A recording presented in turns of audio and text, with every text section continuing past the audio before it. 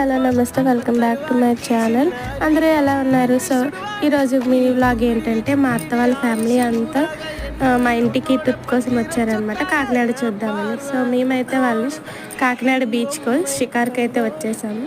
అది కూడా morning beach vibes అయితే చాలా బాగున్నాయి. ప్లెయిన్ బీచ్ వేవ్స్ ఏమీ లేవు. సో మేమైతే జలకాలు ఆడేసామన్నమాట. సో మిల్కీ కూడా చాలా ఎంజాయ్ చేసింది. చూడండి ఎలా స్విమ్ చేస్తున్నారో మా అత్త.